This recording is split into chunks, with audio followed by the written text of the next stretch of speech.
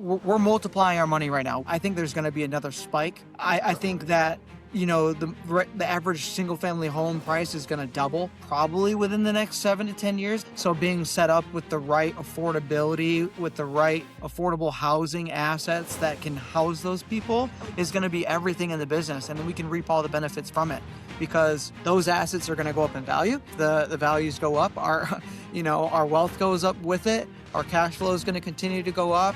We're just getting into the right debt, good debt. You know what I mean? We're choosing the right debt, the right assets to set us up for the future.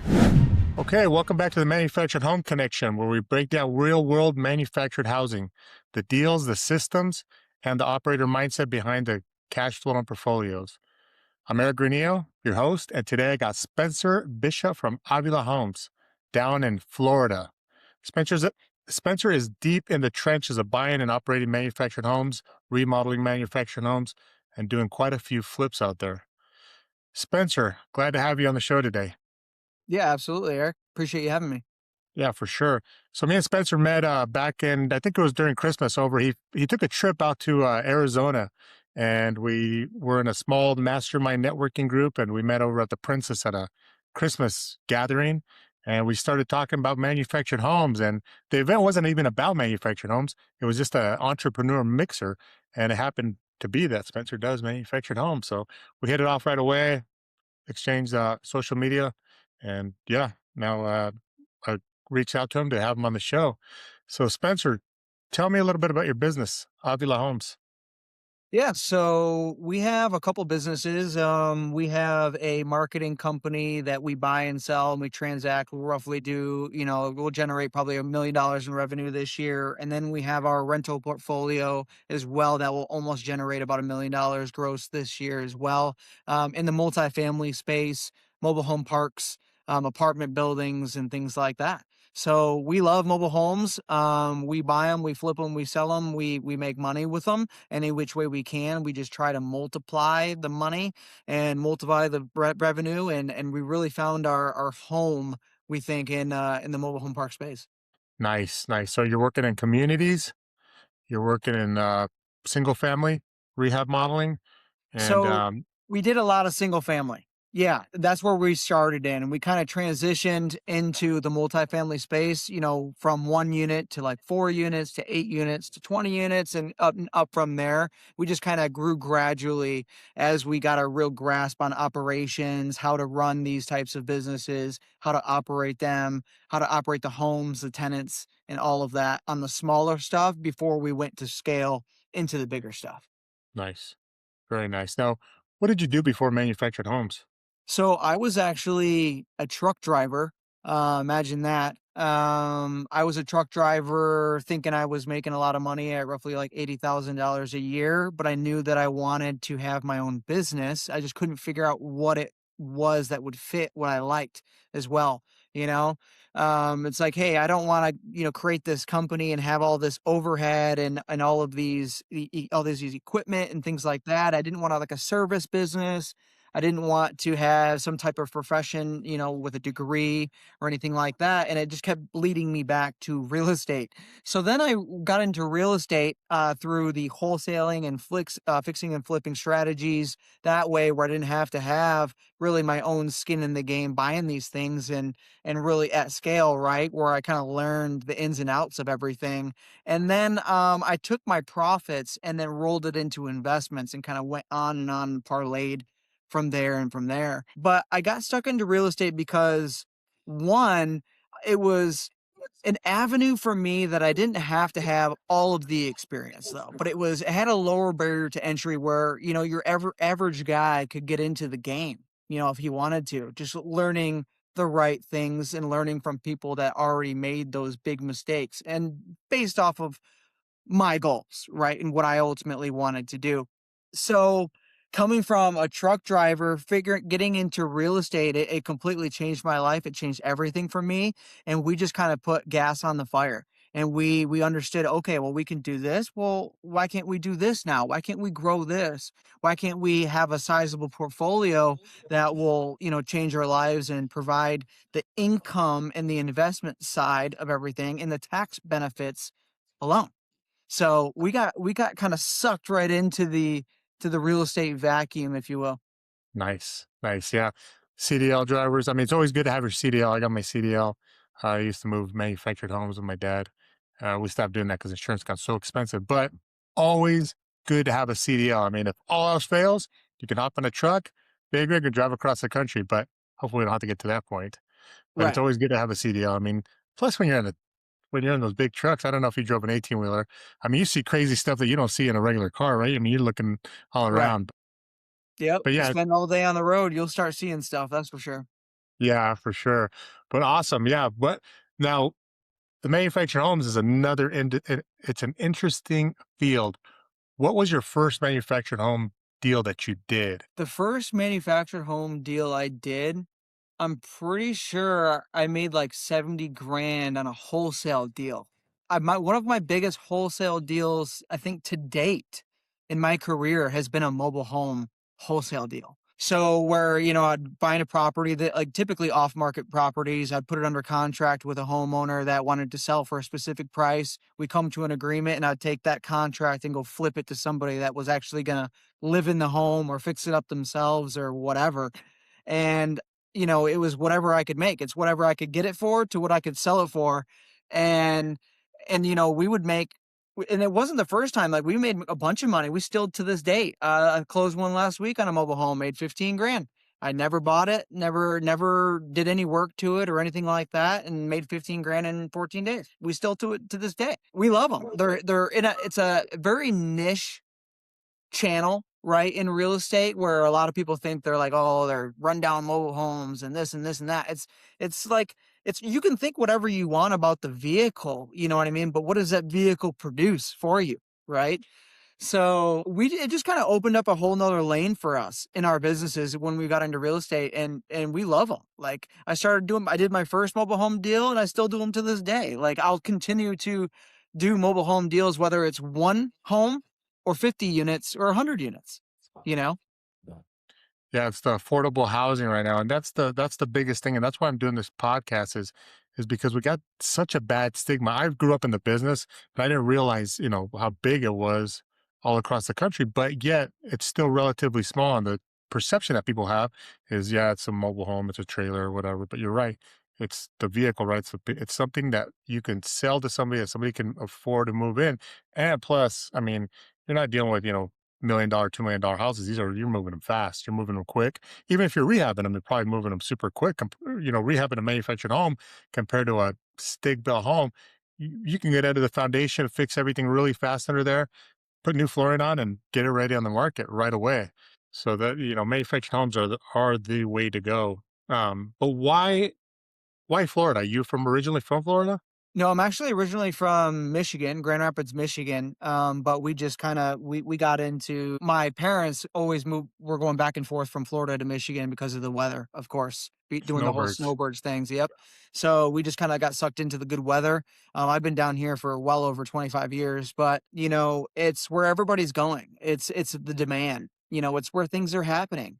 It's the population growth. It's the demand. I mean, just in my area, I mean, through COVID, properties were appreciating like over 20 some percent. It was like unheard of. It's incredible. Right. Why? Because it's just such a great market. So we're kind of really centrally located and I love investing in my backyard. We've had great opportunity. We have a big buyer pool. We have a big renter pool. And we have a big seller pool.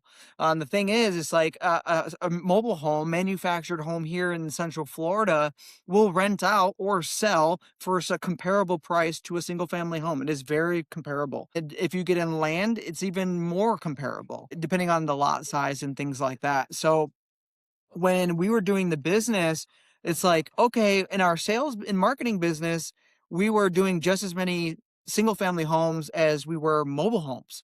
We're like, we were starting to see this, like this uncut category, this niche industry. We're like, man, why can't we just do more of those? They're easier.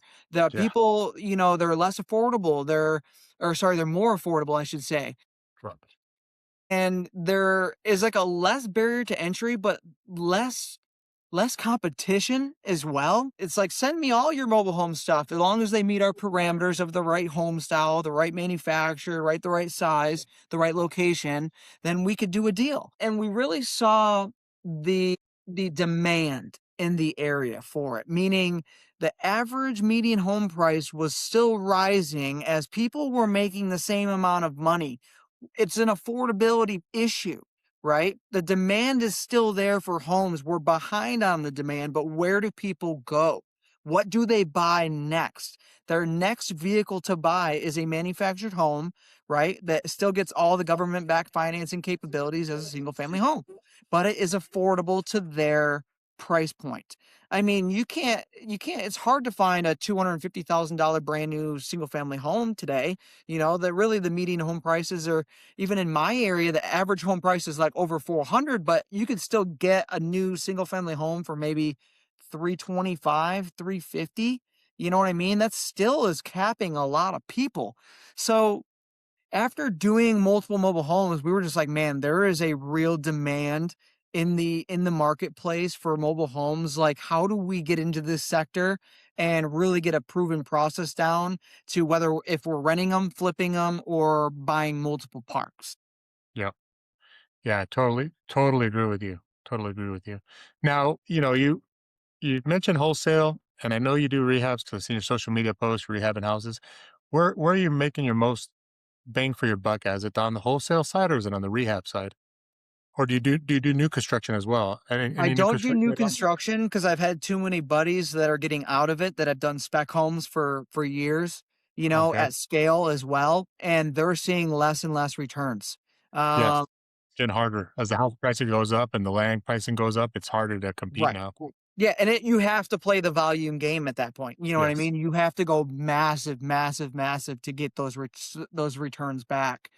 Yes. So, like, getting like, for me, I make as much money as I possibly can, active earned income in my business vehicle that I have in my marketing business. Okay. I make as much money as I possibly can there, that I'm taxed at the highest rate. I'm taxed at over 40% on that income. So I have to buy real estate. Now, where do I put my investment though? Where do I put that? I put it into mobile home parks and multifamily apartment buildings, things like that, so I can get the most juice for the squeeze out Hmm. of the money. Because the thing is, what we learned on 1 unit, 2 units, 4 units, 10 units, like, yes, you can cut your teeth. You learn how to operate a building. You know how to, you learn construction, you learn tenants, you learn the thing, you learn all of the details, but it still doesn't really ever produce the income that will change your life. Right. So when I got to the point of like, we had 50 homes and we were like, okay, we got to 50 homes, but we're not even close to our goal. How many homes do I truly need?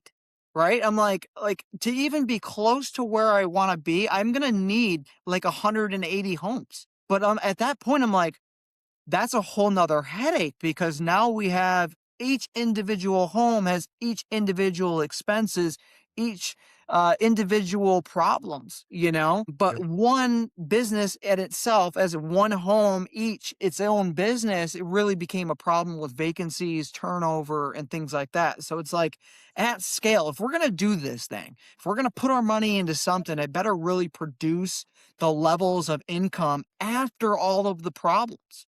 That was the biggest thing for me. So when I really figured that point out, that pivot is that I needed to be over 32 units in Sure. business. So, now there is nothing wrong with having 20 homes, 50 homes, 10 homes. There's nothing wrong with that. There's a lot of other benefits like leverage, right? You can use the equity in those homes to go put them in other investments. Like, there's a lot of good benefits. They'll go up in value, of course. You might make less in cash flow in today's market, but there's still benefits there. But I knew that I wasn't truly going to get the benefits that I wanted for me to hit my goals unless I had dozens and dozens and dozens and dozens of properties. So that's what made me make sense of multifamily, but at a threshold at starting at 32 units. Okay, 32 units, I can use the same strategies that I'm using in single family, mom and pop, mom and pop strategies. I was picking up my entire single family and small residential multifamily stuff is all creative financing properties. So all of it's under 5% debt. I've used none of my own money, and you can take over properties subject to seller financing, all the fun stuff. It all works.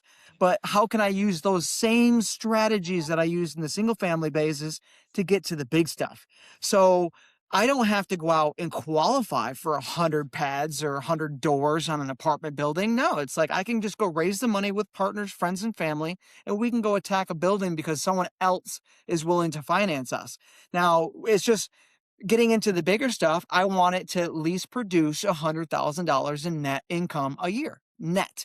That's where we've truly found that after all of the problems, after all of the work, because it's the same amount of work, and I'm sure Eric, you can contest to this too, whether it's 2 units or 10 units or 50 units, it's very similar work. Yes, you have more numbers, more money, all of the thing, but it's very similar things to tap. Correct. It's just more of it, right? And more Yes. extentful.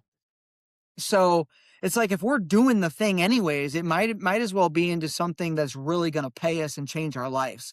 10 homes, you change the lot rent on 10 properties, $200. I mean, it doesn't change your life, but you do it on 50 units, 80 units, 100 units, it can really be substantial directly to your NOI and what your property Right. is worth and the income that you're going to make on it.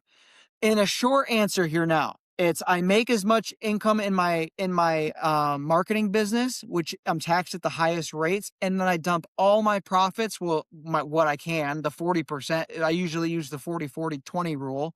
40% investment, 40% taxes, and 20% to the new investments. So using that method, I just dump it and get rid of it. I'm illiquid always. I'm always putting my money that I earn in my other business and putting it into these multifamily assets to then grow them. And it's usually mobile home parks.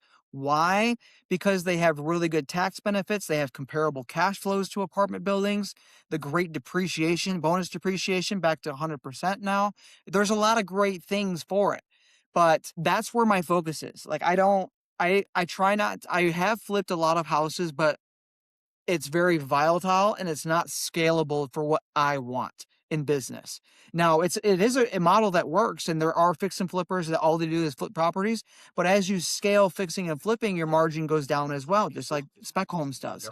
So when flipping properties, there's so many issues that arise. It's like peeling back an onion, when you look at the foundation, then you look at the plumbing and all these different things, where in these home packages with mobile homes and putting in a new unit or whatever it is with a mobile home, it's systematized, right? It's scalable because it's the same process over and over and over again. If the unit is junk, let's replace it and put a brand new one in it. Yeah. There's if you know what you need to look for out for in a park, you know the big mistakes that other investors have made, you can find the right deal, the right money, and everything for your deals. Hopefully that answers your question. I know that was like a Yeah. No, long full, that but that is awesome. I think yeah, that's some great information there. Now, as far as the vacancy, what's your vacancy rate right now, do you think, on a manufactured home park? I would say we're probably around the 90%, somewhere around that mark. We do pretty good. Yeah.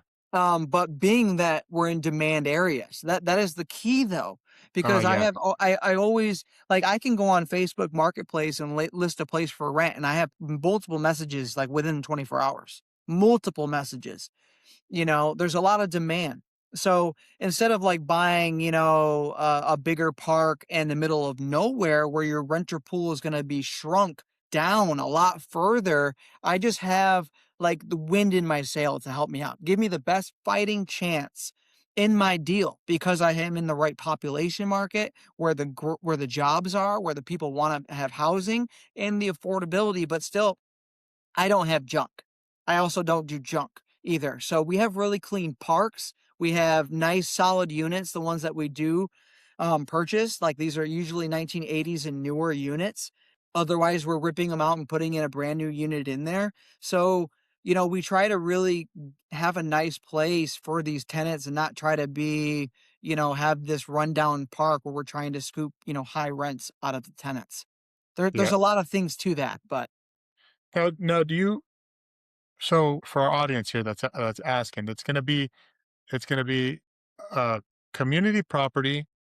You own the property. The the tenant is leasing the house from you, not or are they doing purchase to lease or an owner carry of any kind? Or I are you have both. community you do both? Yeah, so I have TOH and POH properties, and some that have both Okay. together. So, and I haven't had a full exit yet on any of the bigger stuff. So we're like, what we're kind of envisioning is what we've kind of figured out is that the big institutional banks that are financing these things for refinances, they like to see at least like 20% of the homes being owned, park owned for finance reasons. So kind of like we want to go to the model of having only tenant owned homes because it's just less expenses and you're only worried about the pad and the utilities and the thing Yep. Yep. and a lot less liability, a lot less, a lot more benefits, I should say. Mhm. And you're not dealing with all the repairs, right? That's the biggest thing with park owned homes.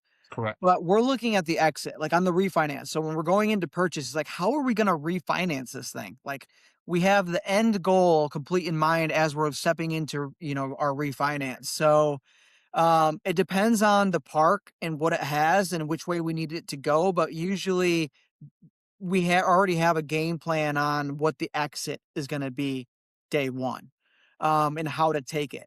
So it really depends, but we do like the tenant owned home model better. However, I can't say that I can say that I do have other parks that are completely park owned homes, park owned properties. So Yeah. you know what I mean? I have them both. I have a mixture of both, but we haven't done a full exit yet where we're having to do that refinance on a bigger one with one or the other. It's always nice to have the park owned, the community owned homes. That's always nice. I mean, the income's a lot nicer, but when it's tenant homes, like you said, they take care of all the issues. The house is theirs. All you have to take care of is the land. That's a beauty of it. So I mean, you can't either way. It's a win-win situation. It's good to have a little bit of both. I like what you're doing. 20% park owned. That's good too. Yeah, and then you can always borrow against it like you do. I like the 40-40-20 rule you have. Very nice. Creative financing. Very very good information. I do like that. Now, what's in Arizona? We have some legality issues, the counties, the cities. In Florida, what's it like dealing with manufactured homes? Over here in Arizona, we have MHI-AZ, which is Manufactured Housing, the Arizona division. I think Florida has something similar, which therefore they lobby for the manufactured home industry. I think Florida might have something similar. But how is it getting your permits, and how's it dealing with the government there in Is that Florida? well, in my county, in Polk County, it's pretty easy, to be honest. Like, it's very I mean, Florida's a red state, you know what I mean? I mean, there is multiple counties that are harder than others, especially if it's, like, more coastal. It's a little bit more harder. I'm a little bit more inland, it is more laid back, but it just depends on what you're trying to do, right? I mean, if you're putting a new home on land that already had a mobile home or a zone mobile home, I mean, like, you're good. Like, there's no issues. It's a pretty Yeah, standard process they and got a quick new permit. process. Get a new permit to Yeah, a swap just out. do the Yeah, process. Yeah, I mean, it's not difficult at all. You know what I mean? I mean, if you're trying to put in like build a mobile home park for the first time and you have to rezone the land, good luck. You know what I mean? Like that's a whole different ball game. But that's why our focus though is the ones that depending on how many units or whatever, it could be one mobile home on land. So they own the home and they own the land, right? So it's basically affixed to the land correct. which is real property. So if it's one just like that's okay too. It meaning we're buying a lot that already had utilities or an old mobile home on it, and we scrape it and put a brand new unit on it. Like, So go ahead. when you're putting it on there, you put on the foundation, you get it all set up, and like you said, you fix it to the land so it's just completely real property. Turn around, sell it. You can get any FHA, conventional, any kind of financing for it. As long Correct. as it has the tie downs. Here we strap down the tie downs to the stem wall, but every state does it differently. But that's what you mean, right? And then you fix it and you sell it like just like a regular house. Correct. And you retire what here it's called retiring the titles. and it becomes Yes, just real surrendering. property. Yeah, But it can't be moved. At that point, it can't be moved again. I know, there's a lot of issues with financing and insurance purposes if it's moved more than once. If you move it from a manufacturer to a site, that's once. And if you move it again to twice and a third time, you're going to have financing and insurance issues. I mean, I'm sure there's some lenders that you'll have no issues with, but it's becoming more and more of an issue, especially here in Florida.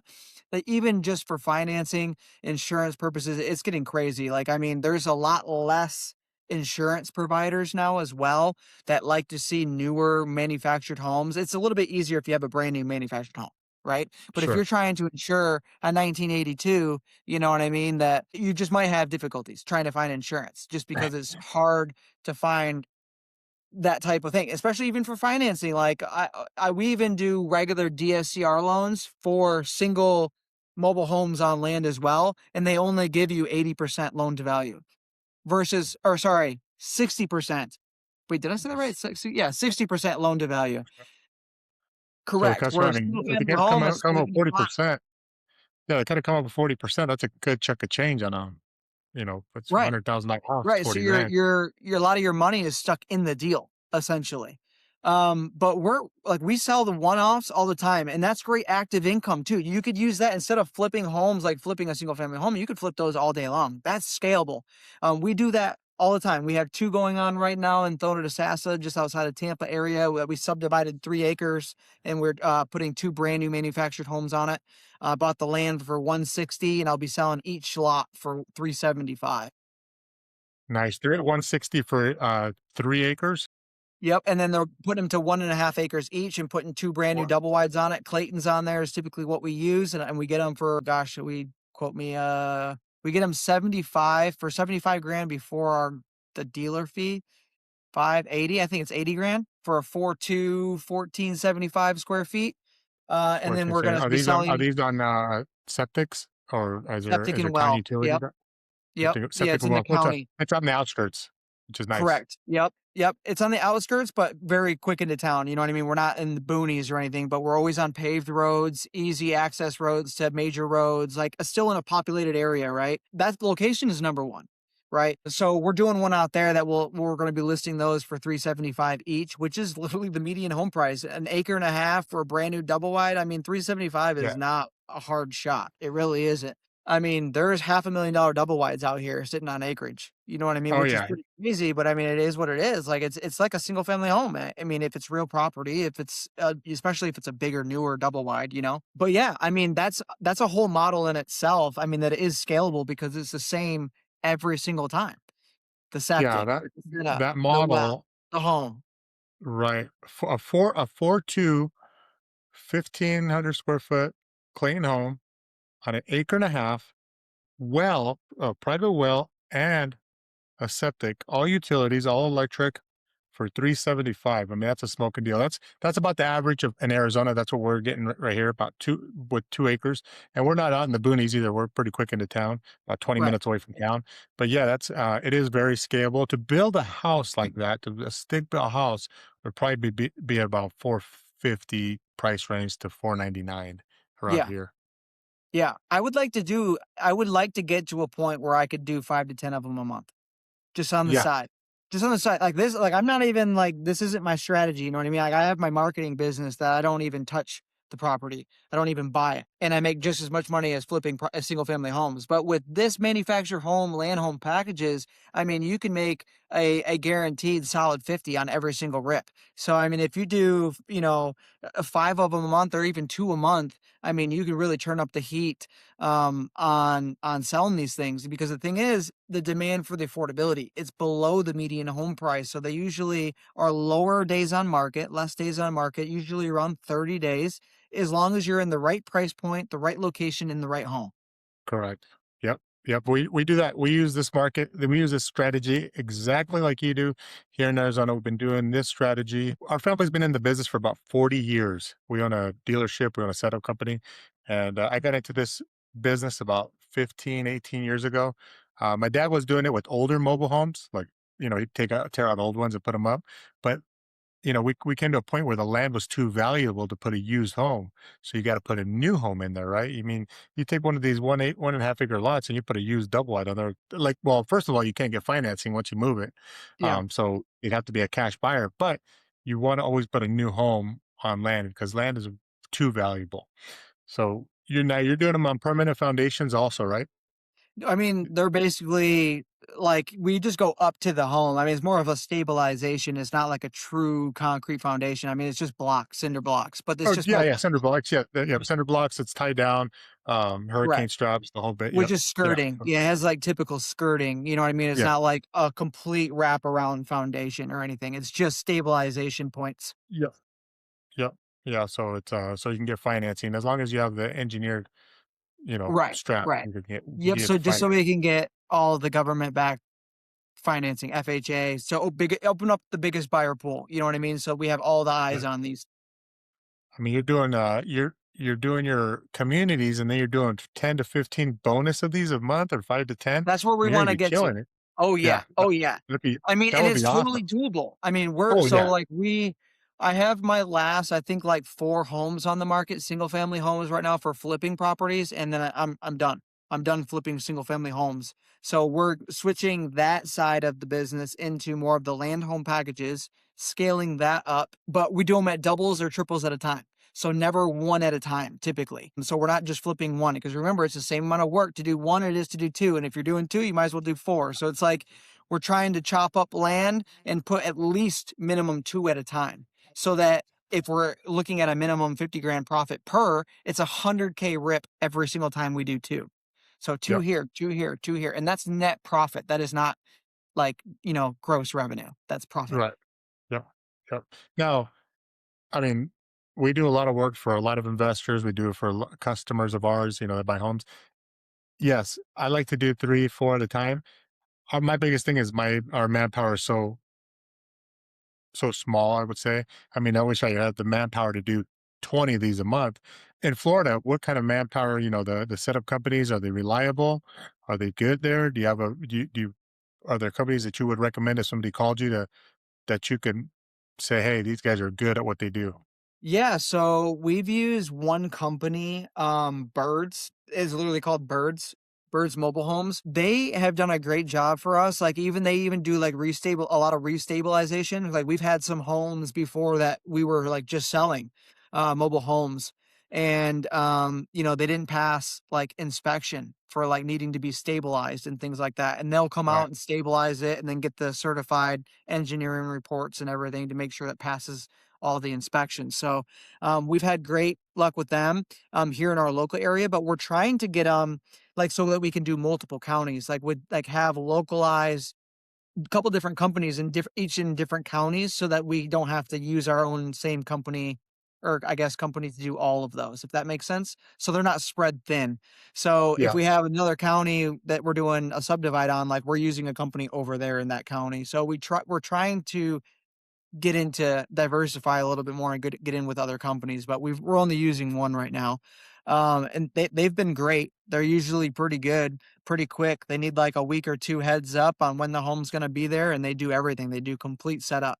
So it's been good so far. We've never had any issues with them. I mean, down here in Central Florida, you get a lot of country guys and good people, and it's pretty laid back, to be honest. You find some good companies, but usually everybody that we use has always been a referral.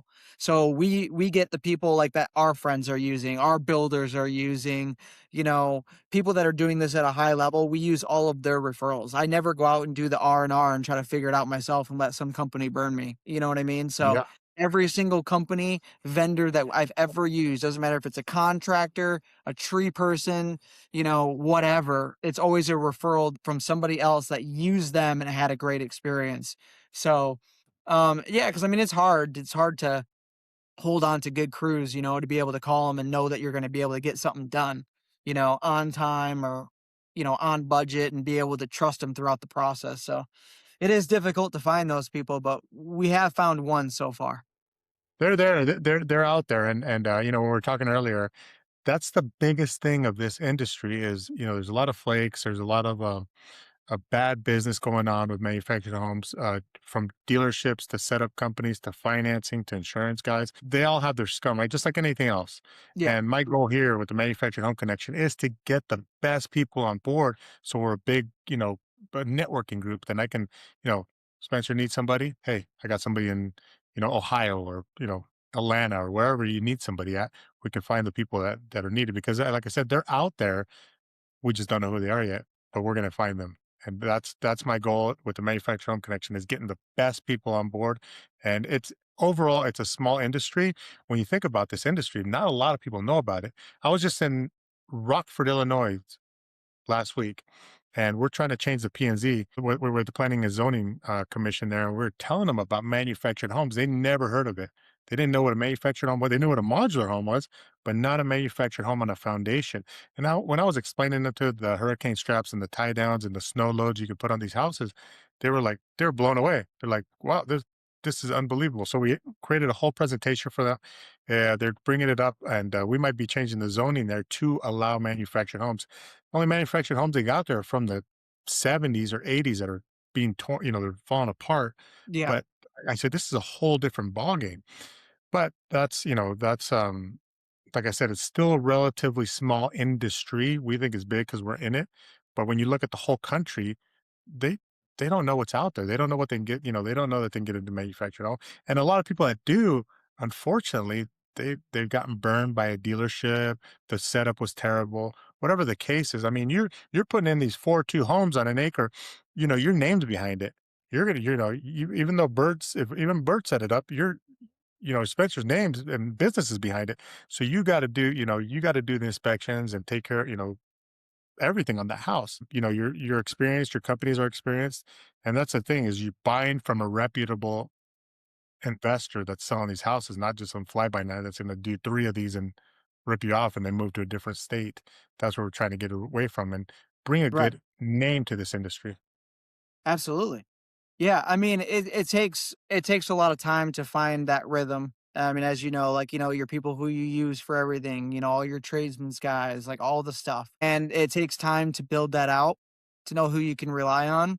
But I mean, you can always just these referrals from anybody that is going to recommend them, use them. Like, don't go through the whole process of R&R and figuring out yourself, because that's exactly when you get burned. If you can minimize that risk as much as possible, I mean, you're gonna have the highest potential upside. So yeah, I mean, it's worked out for us so far. I mean, there's always bad people. There's always, things that you're gonna Oh deal yeah. with in the real estate business in this industry. But you do enough of them, you find the inconsistencies, you find out what works and what doesn't works, and you just focus on that. You focus on what works. Nice. Yep. Absolutely. Now, one of my last questions here. What is your plan for the next 12, 24 months? Are you worried about the economy? What's Spencer's plan next year or two? Yeah, so like I said, my focus is in my marketing business and scaling my multifamily portfolio.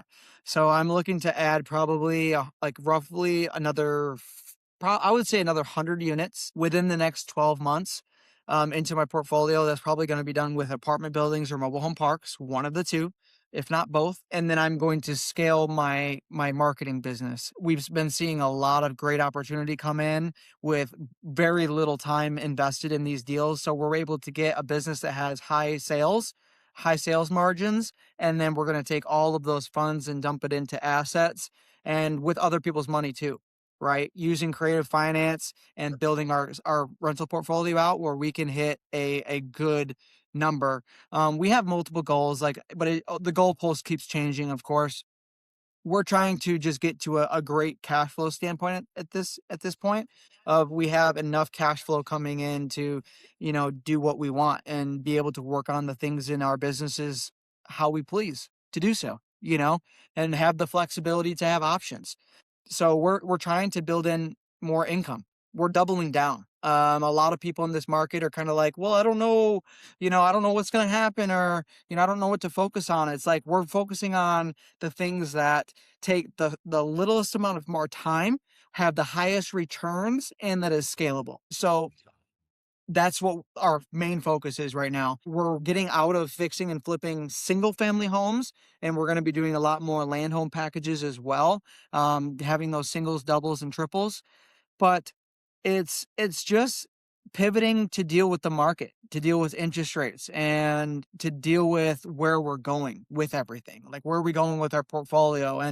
And we want to be in the multifamily space. There's great opportunity right now with the mom and pops and a lot of these maturity dates on their debt coming due. A lot of these loans had 5, 7, 10 year arms on them, and there a lot of maturity dates are going to be coming due, which gives a lot of opportunity for young gunners like me to come and find a property that has below average rents, that needs cosmetic upgrades, right? 1980s and newer, the right units, on creative financing, where I can step into a 24, 32, 50 unit building, 50 pad mobile home park, and have financing in place without me ever going to a bank and showing my tax returns, my W-2s, and I can scale my wealth, cash flow, and get all the benefits from doing so. I mean, you just can't beat it. So, like, that's just our focus right now. We're using a lot of the same strategies that we did in the single family space, and now we're pouring fuel on the fire in the multifamily space. Over the next 12 months, we're adding more units, we're scaling. We think that, we're multiplying our money right now. We think that the market is going to change in the benefit for us, meaning I think that values are going to rise. I think there's going to be another spike. I think that, the average single family home price is going to double probably within the next 7 to 10 years. It's just my opinion. You know what I mean? I think prices are going to get wild for a single family home, for just something super small. So being set up with the right affordability, with the right affordable housing assets that can house those people, is going to be everything in the business. And then we can reap all the benefits from it, because those assets are going to go up in value. If the values go up, our our wealth goes up with it. Our cash flow is going to continue to go up. We're just getting into the right debt, good debt. You know what I mean? We're choosing the right debt, the right assets to set us up for the future. Absolutely. Yeah. Do you ever have a backup plan? Like, let's say you do 3, 4, 5 of these 4-2 homes on an acre lot. I mean, my backup plan is, hey, if they don't sell, you can always rent them out, right? I mean, that's the beauty of it, is they'll rent out until the market comes back up, and then you can resell them. But what's your backup plan if the economy crashed right now on these? Not on your communities or on your rentals, because you're pretty, I want to say, safe there, but that's a pretty good bet. On your spec home side, do you have a backup plan on those if interest went up to 20% or something crazy happened? Yeah, I mean, I always try to look at it as, like, if I had to exit, if I had to buy that property, would I keep it, essentially? So, like, anything that I'm doing, it's in the location that I would hold it in my portfolio. It's something that I would hold. But I mean, you have two options. Either you hold it and rent it, you refinance it, you know what I mean? Your money's just stuck in the deal. I just try to get outside the market cycle. So if I have to hold on to the property for a year, refinance and hold on to it for a year or 2, you know what I mean, to get on the outside of this bubble or whatever it is, and I would do so. But, sometimes it's better just to sell and dump the house as well. It just depends on the situation, you know what I mean? Sometimes it's quicker just to cut the loss now than later, when these types of things happen. With flipping houses, these, like, land home packages, is still essentially flipping a house, right? It's a type of form of flipping, right? Yeah. And, there's always risk associated with that.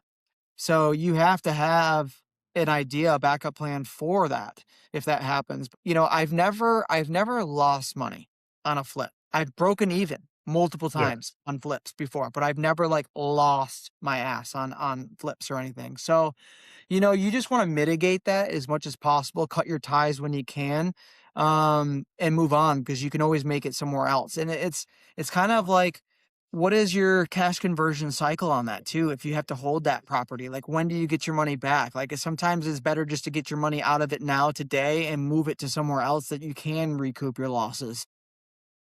Correct. It's hard to tell. I mean, it just depends. I mean, you just wanna have something that's gonna be financeable, refinanceable, and rentable.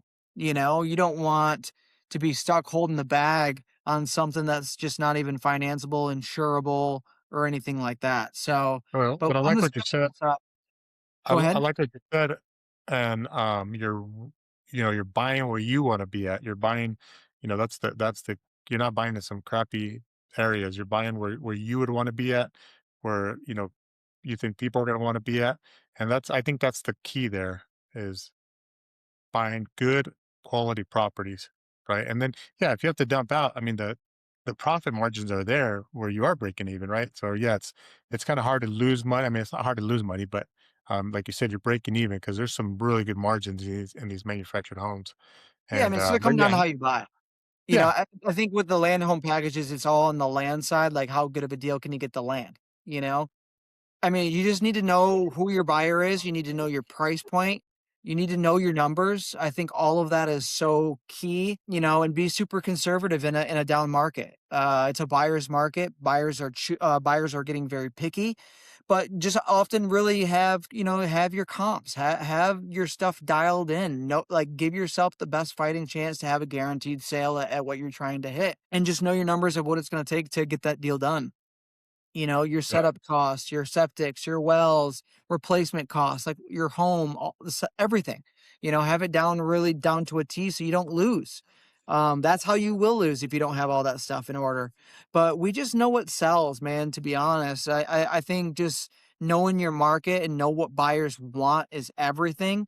And if you kind of just lean into the like where the demand is on the affordability side, then you do have a great shot. You do have a great shot because there's just not enough homes available for these people. It's affordable issue in the marketplace today. So rather than single family home, apples to apples, having a buyer choose your house over a house down the street, I think you have a better fighting chance of, doing a land home package and having a brand new mobile home being set and sold. I think there's tons of them in my area going up, which is great, but they tend to sell faster than single family homes and have yeah, a better process. So why not scale something like that versus single family home in today's market? yeah, exactly. I like that. Know your numbers for sure. Know your numbers, and that way you know what you're profiting. All right, Spencer. No, I appreciate your time. I mean, I got some good information. We got to know Spencer. Tell us your Instagram and a website where we could find you at. Yeah. So Instagram is Spencer, Spencer Bishop_. That's Spencer dot BISHOP_. That's on Instagram. That's across all social media, TikTok, and everything like that too. We just kind of show what we have going on a day-to-day basis, give some tips, day in the life, that type of thing. We're always trying to be active on social media. But yeah, I mean, that's where I have that's a way to get a hold of me for sure. You can get to my jot forms, you can get into my community. We have daily, or not daily, we have every Wednesday, we have a live call as well. That's cool that we just kind of go over deals or whatever's going on. If people have questions, it's just kind of like an office hours type kind of thing. So yeah, I mean, social media is where to get in touch with me. Awesome. Awesome. Spencer, I appreciate it. I'm glad I got to know you in Phoenix. I mean, random meetup there. That was crazy, at the Princess out of all places. It was a pretty cool event there, pretty Yeah. cool resort. And yeah, no, we had a good time there chopping it up. And yeah, for sure. So we'll keep in touch. Are you going to Biloxi by any chance? Do you do the No, manufacturing home shows? I do not. I do the local ones here if they ever happen in Central Florida, but I mean, like out of state ones, I do not go to typically. Yeah, I just But got back I from wouldn't be Kentucky. opposed to it if there was a big one. Yeah, I just got back from Kentucky last month. That's huge. That's the first time I went to the Kentucky, and I'm going to Biloxi, Mississippi, I think in about 2 or 3 weeks. I think it's on the 20th of March. That's supposed to be the second largest manufactured home show over in Biloxi, Mississippi. So that's gonna be my first time going there. But yeah, I'm looking forward to speaking with you in the future. And yeah, I hope your deals go well. And if you need anything, you reach out to us, and then if any of my customers contact me and need anything in Florida, I'll be sending them your number. Yeah, man, appreciate it, Eric. Yeah, thanks for having me on. It's great to know you a little bit more, and we'll definitely stay in touch, and we'll see what we can work on. Sounds good. Thanks, Spencer. Yeah, thanks, buddy. Bye.